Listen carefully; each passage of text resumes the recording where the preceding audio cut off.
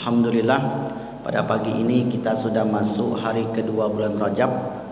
Mudah-mudahan kita dimudahkan untuk meningkatkan amal ibadah dan kita disampaikan pula ke bulan suci Ramadan. Amin ya rabbal alamin. Pada pagi ini tema yang kita bahas ialah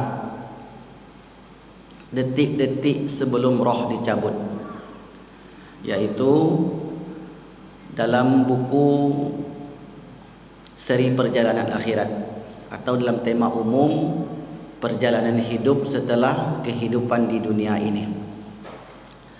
Sebelum kita masuk ke pembahasan lebih jauh, kita urut terlebih dahulu perjalanan hidup manusia, yaitu yang pertama alam arwah. Waktu itu yang ada baru arwah, dan saat itu Allah bertanya kepada arwah, alastu birabbikum, bala syahidna, bukankah aku ini Tuhan kalian? Maka roh saat itu menjawab, benar ya Allah, engkau adalah Tuhan kami. Lalu kemudian dari alam arwah itu menuju alam yang kedua, alam rahim, alam kandungan. Di alam rahim 4 bulan pertama baru ditiup roh tadi. Sebelumnya baru berupa jasad benda mati. Kemudian diperintah Allah kepada malaikat untuk meniupkan roh, dan akhirnya jasad yang mati tadi menjadi hidup, dan di sana pula roh dan jasad menyatu lebih kurang 9 bulan 10 hari. Setelah itu roh dan jasad tadi lahir ke dunia. Di dunia pun mereka ada yang beribadah sesuai apa yang telah diikrarkan di alam arwah dahulu, dan ada pula yang tidak beribadah. Kemudian setelah itu datanglah saatnya roh itu akan berpisah kembali. Dulu roh datang daripada Allah, dan pada akhirnya nanti roh itu akan kembali lagi kepada Allah. Maka itulah makna dari ucapan inna lillahi wa inna ilaihi raji'un. Sesungguhnya kita ini milik Allah, artinya dahulu kita datang daripada Allah. Kita dulu pernah bertemu dengan Allah di alam arwah. Nanti setelah roh itu dicabut dari jasad kita ini, maka roh itu akan bertemu kembali dengan Allah yang menciptakan kita. Siapapun dia, muslim ataupun tidak muslim, laki-laki maupun perempuan, semua pasti akan dipertemukan kembali. Qul innal mautal ladzi tafirruna minhu fa innahu mulaqikum. Kematian itu akan datang kepada kalian, summa yunabbiukum. Lalu kemudian diberitakan, ditengokkan kembali apa yang kalian lakukan, summa yunabbiukum bima kuntum ta'malun, terhadap apa yang kalian lakukan semasa hidup di dunia. Apa maknanya? Setiap perbuatan kecil maupun besar nanti akan ditengokkan kepada kita saat bertemu dengan Allah Subhanahu wa taala. Ketika roh itu akan dicabut, menjadi konsen kita. Ketika roh itu akan dicabut, maka manusia terbagi kepada dua. Yang pertama, orang-orang yang melaluinya dengan mudah. Itu yang pertama. Yang kedua, orang-orang yang melaluinya dengan sulit. Ketika itu roh akan berpisah dari jasad. Wan nazi'ati gharqa, demi malaikat yang mencabut nyawa dengan keras. Ini yang pertama. Dicabut dengan keras, kata para ulama, disentakkanlah roh itu sehingga orang yang akan meninggal tadi berteriak kesakitan. Walaupun dia terbaring di rumah sakit yang empuk, yang dingin, yang nyaman, di kamarnya yang begitu indah, tetapi dia tidak bisa menahan rasa sakit tersebut. Nah, ini makna yang pertama, wan nazi'ati gharqa. Nanti Bapak Ibu tengok surat An-Nazi'at Ayat 1, ayat 2, ayat 3 sampai ayat 5, sebelum sampai cerita tentang Fir'aun. Itu cerita tentang malaikat-malaikat. Wan nazi'ati gharqa, dicabut. Siapa tokohnya, siapa orang yang dicabut ini? Nanti akan dijelaskan dalam ayat yang lain. Yang kedua, wan nasyitati nashta, demi malaikat yang mencabut nyawa dengan lembut. Dengan lembut maknanya malaikat itu berkasih sayang. Malaikat itu beramah tamah dengan calon si mayit ini. Kita logikakan dahulu, ilustrasikan. Kalau orang berlemah lembut dengan kita, jiwa kita tenang atau resah? Tenang sekali. Dipanggilnya wahai bapak haji, wahai bapak yang dermawan, wahai bapak yang baik hatinya, jiwa kita pun tenang. Karena saat meninggal itu yang dipanggil jiwa. Dalam bahasa Arabnya disebut nafs. Dalam tubuh kita ini ada 3 istilah. Ada jasad, ini dia casing. Ada roh, itu dia menghidupkan. Ketika dulu kita di alam arwah, baru ada roh. Di alam rahim, sebelum ditiupnya roh, itu baru ada jasad. Roh dan jasad. Yang ketiga, nafs, jiwa. Jiwa ini awalnya kosong. Setiap yang terlahir ke dunia ini jiwanya kosong, belum ada isi. Ibarat handphone kita, belum ada aplikasi, belum ada isi ini itunya, kosong. Maka kata Nabi, kullu mauludin yuladu alal fitrah. Setiap yang terlahir itu fitrah, bersih, suci, belum ada coretannya. Maka kita isilah jiwa kita ini dengan perkara yang baik. Maka yang baiklah yang terinstall. Ini perumpamaannya Pak ya. Kan HP kita itu tergantung kita isinya mau apa. Seperti itu juga anak kita, mau isi apa anak kita ini. Kita install apa? Install Al-Quran, install hadis, install fikih, install kebaikan, kata-kata yang baik, maka itulah yang menempel dalam dirinya. Kalau dalam bahasa psikologi, ada buku namanya Psikologi Kematian. Psikologi kematian itu menyebutkan bahwasanya tubuh manusia itu merekam setiap perjalanan hidupnya, yang mana nanti tubuh itu akan menengokkan rekaman sebelum roh itu dicabut. Ini disebut dengan detik-detik kematian. Direkamnya lah mulai dari kecil dahulu, maka sampai dia akan meninggal. Apa yang dia buat saat rohnya akan dicabut, maka itulah yang nampak oleh dia, bukan yang lain-lain.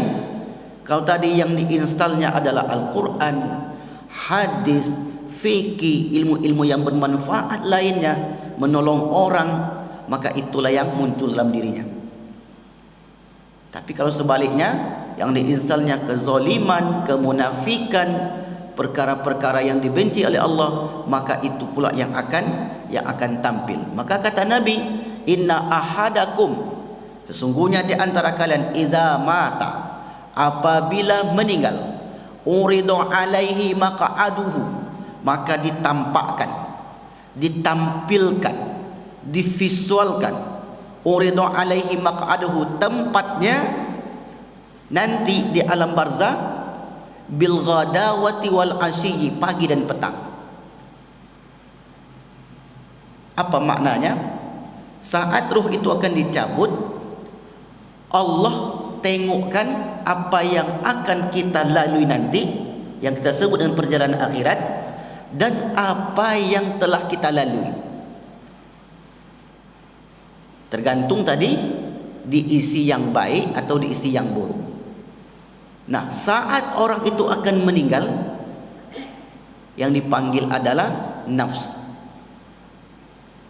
Makanya malaikat yang baik-baik tadi, wan nasyitati nashta, demi malaikat yang mencabut dengan lemah lembut, dia melihat bahwa orang ini isi dalam dirinya itu adalah perkara-perkara yang baik. Maka malaikat pun memanggil, ya ayatuhan nafsul mutmainnah, wahai jiwa yang tenang. Jiwa tadilah yang kita isi Bapak Ibu. Bapak Ibu duduk di majlis ilmu, yang diisi jiwanya. Kemudian jiwa itu nanti divisualkan ke pikiran dan diaplikasikan dalam kehidupan. Tapi intinya adalah yang ditengok itu dari jiwa tadi. Ya ayyuhan nafsul mutmainnah, irji'i, pulanglah engkau ila rabbiki radiyatan mardiyah, fadkhuli fi ibadi wadkhuli jannati. Ini orang-orang yang baik-baik tadi. Siapa yang disebut wan nazi'ati gharqa tadi Bapak Ibu? Yang dicabut nyawanya dengan keras, disentakkan oleh malaikat sehingga orang itu berteriak, bahkan merasakan kesakitan. Saat itu tidak ada orang yang menyakiti dia, padahal yang terbaring di sampingnya atau yang duduk di sekitarnya itu orang yang dicintai, istrinya terkasih, anaknya, keluarganya. Tetapi saat roh itu dicabut, maka dia pun berteriak kesakitan. Ternyata Allah SWT ceritakan dalam beberapa ayat. Al-Anfal 50 dan 51, Al-An'am 93. Apa kata Allah? Walau tara, sekiranya wahai Muhammad engkau melihat, walau tara idzil zalimuna, orang-orang yang zalim. Zalim maknanya mengambil hak orang lain, menyakiti orang lain, dan seterusnya. Walau tara idzil zalimuna, orang-orang zalim itu kalau engkau lihat, fi ghamaratil maut.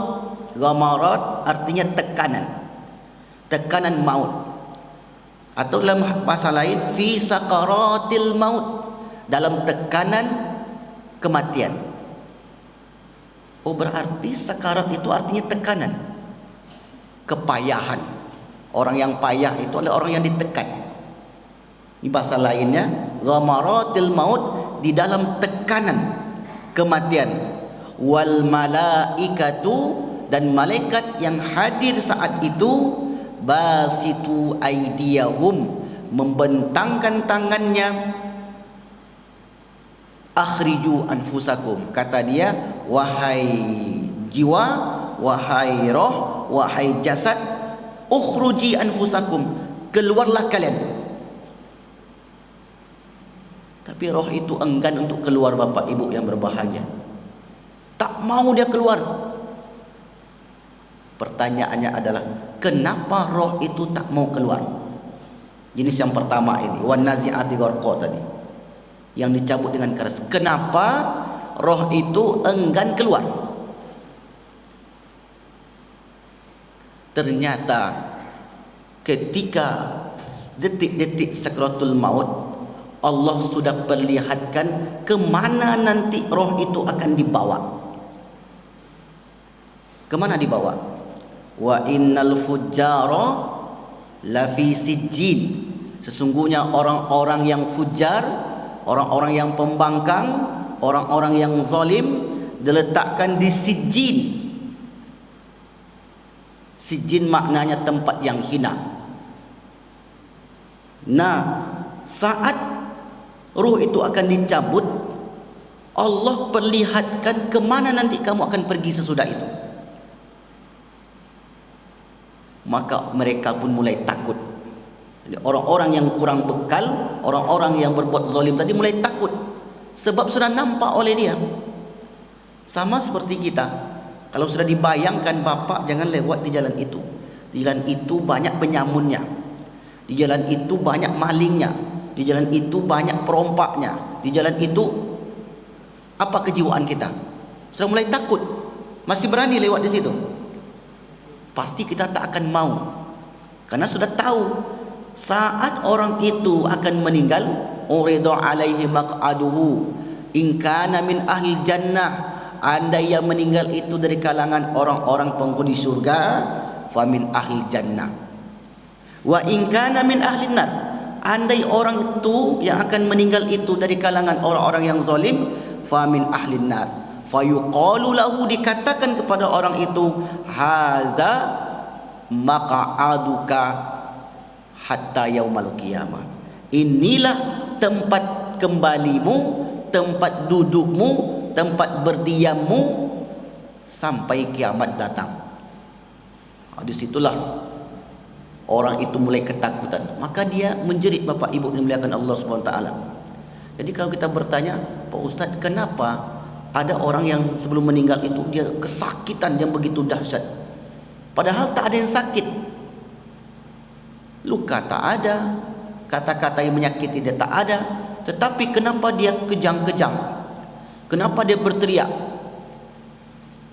Datang jamaah Bapak Ibu yang berbahagia, setelah saya menyampaikan pengajian tentang ini, datang jamaah, kata dia, Pak Ustaz, saya betul-betul pernah melihat ada orang yang sebelum meninggal 2 hari 2 malam sakaratul maut. Tapi saya tahu apa yang dia lakukan semasa hidup.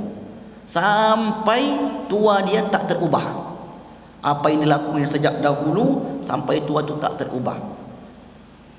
Jadi saya berkesimpulan bahwasanya, ini kata beliau, bahwasanya apa yang dirasakan oleh orang itu saat sakaratul maut tak lepas dari perbuatan dia selama hidup di dunia. Karena Bapak Ibu yang berbahagia, tak akan pernah bertukar apa yang direkam oleh tubuh kita tadi. Apa yang dibuat saat di dunia ketika hidup, maka itu akan menempel di sini. Kecuali dia betul-betul sudah bertobat. Bertobat, at-taibu min dzanbi kama la dzanbalahu. Orang yang bertaubat dari dosanya seperti orang yang tak memiliki dosa. Itu lain kasus. Kalau dia bertobat, maka urusannya dengan Allah. Ya ayyuhalladzina amanu tubu ilallah taubatan nasuha. Itu bukan urusan kita. Yang kita kaji orang-orang yang menutup usianya dengan penutupan yang buruk, yang disebut dengan su'ul khatimah. Jadi siapa yang hadir tadi? Malaikat sudah berbondong-bondong untuk menjemput jenazah ini. Bukan hanya malaikat maut. Kita tengok nanti dalam riwayat Imam Ahmad. Dalil yang kedua, surat Al-Anfal 50 dan 51. Pangkalnya sama. Walau taro, wahai Muhammad, sekiranya engkau melihat id yatawaffal ladzina kafaru, ketika malaikat mewafatkan, mematikan orang-orang kafir, orang-orang yang ingkar, orang-orang yang tidak mengikuti perintah Allah, ahli maksiat. Al-malaikatu, para malaikat, yadribuna wujuhahum wa adbarahum. Malaikat menampar-nampar muka dan punggung mereka. Kita tak nampak, kita yang hadir tak nampak. Tapi si jenazah nampak atau tidak? Calon jenazah ini nampak. Sebanyak apapun yang hadir saat sakaratul maut itu tidak melihat apa yang berlaku saat itu. Yang melihat hanya calon jenazah tadi. Nanti Bapak Ibu tengok dalil surat Qaf ayat 22. Sampai di rumah tengok Qaf ayat 22. Kalau mau lebih lengkap 19, 20, 21, 22, 4 ayat. Itu bercerita tentang sakaratul maut. Qaf 19, 20, 21, 22. Apa kata Allah? Laqad kunta fi ghaflatin min hadza. Sungguh sebelum ini kamu termasuk orang yang lalai, orang yang zalim, melakukan kemaksiatan.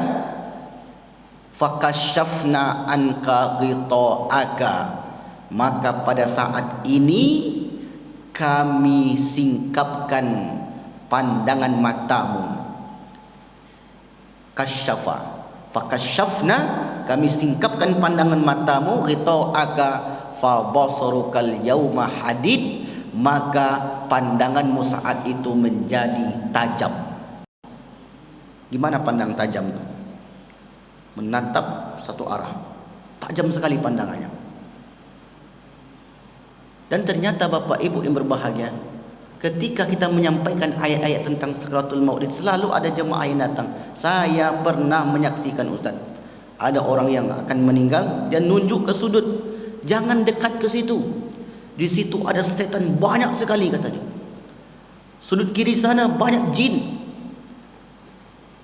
Apa benar orang yang akan meninggal itu nampak, dapat melihat perkara gaib saat itu? Jawabannya benar. Makanya fakashafna anka ghita'aka, kami singkapkan pandangan matamu, fa basarukal yauma hadid, maka pandangan matamu saat itu menjadi tajam. Ada seorang sahabat Bapak Ibu yang bernama Sya'ban. Sya'ban ini sahabat yang biasa-biasa saja, bukan pandai berperang pula, bukan pula orang yang banyak hafal hadis, biasa-biasa. Cuma ada satu amalan istimewa beliau. Setiap masuk masjid, ambil saf paling kiri, bagian depan. Begitu terus, hari-harinya begitu.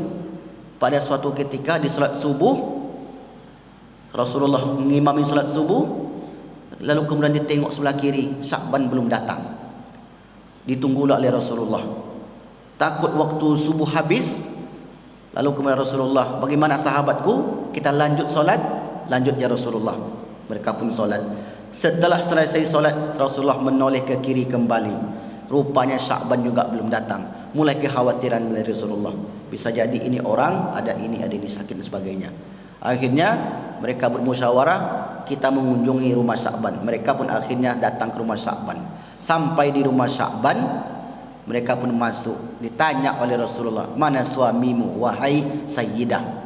Ya Rasulullah, suami saya telah meninggal. Apa sakitnya? Tak ada sakit. Kapan meninggalnya? Tadi malam. Lalu kemudian kata istrinya, ya Rasulullah, saya melihat ada perkara yang aneh sebelum suami saya itu meninggal. Apa itu? Diucapkannya 3 hal. Yang pertama, kenapa tidak lebih jauh? Yang kedua, kenapa tidak yang baru? Yang ketiga, kenapa tidak semuanya? Inilah diucapkannya Rasulullah berkali-kali sampai ruhnya itu dicabut. Apa makna ucapan suami saya itu ya Rasulullah? Rasul pun membaca ayat tadi Bapak Ibu yang berbahagia. Lalu kemudian menjelaskan bahwasanya orang apabila akan meninggal ditampakkan perjalanan hidupnya yang lalu dan perjalanan hidupnya yang akan datang. Yang pertama itu apa maknanya Rasulullah? Allah tampilkan perjalanan rumah dia ke masjid. Berapa jarak rumah Sya'ban dengan Masjid Nabawi? 2 jam perjalanan. Rupanya Sya'ban masih menyesal Bapak Ibu. Kenapa tidak lebih jauh? Sudah 2 jam dari rumah. Awak 2 menit tak sampai ke rumah, ke masjid. Jarak rumah 2 menit cuma tak sampai. Kira-kira penyesalannya jauh lebih dahsyat atau tidak? Mungkin jauh lebih dahsyat. Kenapa tidak lebih jauh? Kenapa tidak lebih jauh? Ditampilkanlah perjalanan hidupnya itu dari rumah masjid, rumah masjid. Kenapa enggak yang lain Ustaz? Karena memori kita ini, apa yang sering kita lakukan maka itulah yang senantiasa nempel.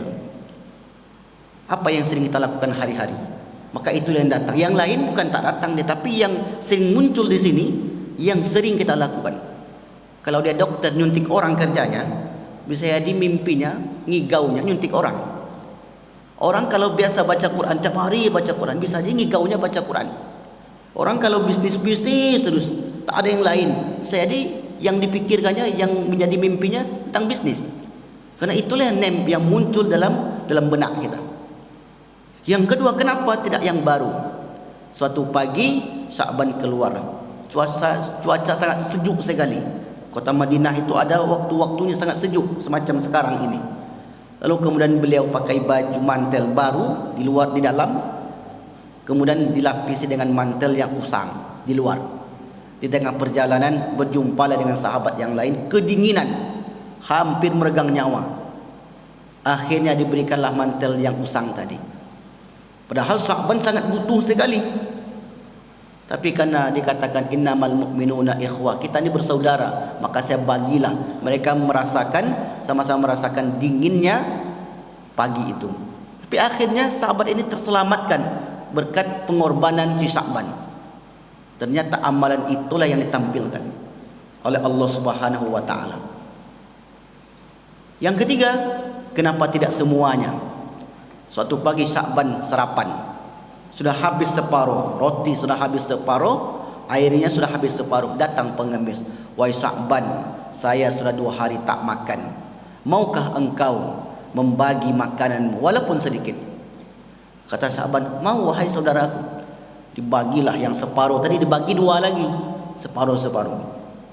Kemudian kata orang ini, terima kasih wahai Sa'ban, sudah cukup mengganjal perutku. Orang itu pun menghilang. Kemudian saat sakratul maut, rupanya Allah tampakkanlah apa yang dia buat itu. Sedang lapar bapak ibu, datang orang. Kita sedang makan lontong nih Pak Lukman, lontong pecel, perut masih lapar. Datang orang, bagilah Pak. Apa kata kita? Pesanlah 1 katanya. Dapatlah. Bisa jadi yang datang itu bapak ibu utusan Allah yang lain, malaikat. Nggak tahu kita, menguji kita. Karena setelah yang datang pada Sa'ban ini, tak nampak-nampak lagi orang itu sampai Sa'ban itu meninggal. Dan di zaman dahulu tu biasa orang-orang yang imannya kuat itu diuji oleh Allah dengan malaikat-malaikatnya. Lalu kemudian apa kata Rasulullah? Inilah makna daripada ucapan suamimu Sa'ban itu. Sa'ban menyesal kenapa jarak rumah dengan masjid itu terlalu dekat. Menyesal kenapa yang diberikan tidak yang baru, yang bagian dalam. Kenapa yang usang? Kenapa tak diberikan semuanya? Kenapa separuh yang saya beri? Andai semuanya yang saya berikan, pasti pahalanya jauh lebih besar. Kalau dibawakan ke kita, mungkin lewat kota infak 100.000 ada, 75.000, 50.000, 20.000, yang keluar Rp1.000. Itu sudah benar bahwa kita sudah bersedekah. Tapi kesempatan itu takkan datang kedua kalinya kepada seorang. Maka oleh karena itu jangan sampai kita menyesal. Ada orang bangun masjid misalnya, ya Pak Lukman ya, bangun masjid, tempat di situ tak ada masjid. Kemudian ada orang-orang yang diberi kelebihan harta, sumbangannya sedikit. Sedikit. Yang sedikit itulah nanti yang akan divisualkan, yang ditampakkan oleh Allah ketika roh itu akan dicabut. Inilah makna kata Rasulullah, bahawa betul apa yang akan kita lalui saat roh itu dicabut tak lepas dari apa yang kita perbuat. Ditampakkanlah perjalanan masa lalu kita, ditampakkan pula perjalanan masa yang akan datang. Maka bagaimana dengan orang-orang yang zalim tadi? Malaikat itu tidak menampilkan kecuali perkara-perkara buruk. Disitulah mereka itu menjerit, seakan-akan urat nadinya putus bapak ibu. Matanya terbelalak, seakan-akan dia melihat sesuatu yang menakutkan. Padahal di ruangan yang sangat bagus sekali, di tempat yang sangat indah sekali. Karena bukan tempat itu yang dia lihat. Yang dia lihat adalah perkara gaib. Suatu ketika Imam Ahmad bin Hanbal, diceritakan oleh Imam Al-Qurtubi dalam kitab At-Tazkirah bi ahwalil mauta wal akhirah, kata beliau, inna syaitana qaimun bihidai, sesungguhnya syaitan tegak di samping Imam Ahmad bin Hanbal, adin ala anamilihi, sambil menggigit jari-jarinya. Setan tegak di samping Ahmad bin Hanbal sambil gigit jari jemarinya. Faqala futtani ya Ahmad, wahai Ahmad, saya telah gagal menggodamu. Wahai Ahmad, saya tidak bisa merayumu. Maka kata Ahmad, bu'dun la bu'dun, pergi engkau, menjauh engkau. La bu'dun, pergi engkau, kata Ahmad bin Hanbal kepada setan tersebut. Akhirnya setan itu lari daripada Imam Ahmad bin Hanbal. Ini maknanya juga Bapak Ibu, kalau kita nanti mendapati ada orang yang kita talkinkan, lalu kemudian dia katakan tidak, maka saat itu orang tersebut bukan menidakkan ucapan kita. Jadi jangan berputus asa, apalagi sampai mengatakan yang buruk. Itu bapak itu tadi kami talkinkan, tapi dia menidakkan talkin kami. Luar biasa perangainya. Tidak, bukan itu maknanya. Bahwa dia sedang menidakkan ajakan setan. Kata Imam Al-Qurtubi, ketika orang itu akan meninggal, ruhnya ketika di kerongkongan, maka datanglah setan menyerupai orang tuanya, ayahnya. Kata dia, wahai anakku, ikutilah agama Yahudi. Agama Yahudi adalah agama yang benar. Maka kalau anak itu punya benteng, dia katakan tidak, tidak. Akhirnya larilah setan ini. Sebelah kirinya tegaklah setan lagi menyerupai ibunya. Wahai anakku, ikutilah agama Nasrani, itulah agama yang benar. Tidak, tidak. Akhirnya setan itu pun pergi. Dari mana Imam Al-Qurtubi ini mengambil cerita seperti ini, Bapak Ibu? Dari riwayat Imam Muslim. Inna syaitana yahduru ahadakum inda kulli syai'in fi sya'nihi. Sesungguhnya setan selalu hadir di setiap waktu kalian, dan terkhusus ketika sakaratul maut. La azalu aqwiya ibna Adam. Saya akan senantiasa menyesatkan anak Adam. Maksudnya kita ini. Madamat ruhuhu fi jasadihi. Selama rohnya berada dalam jasadnya.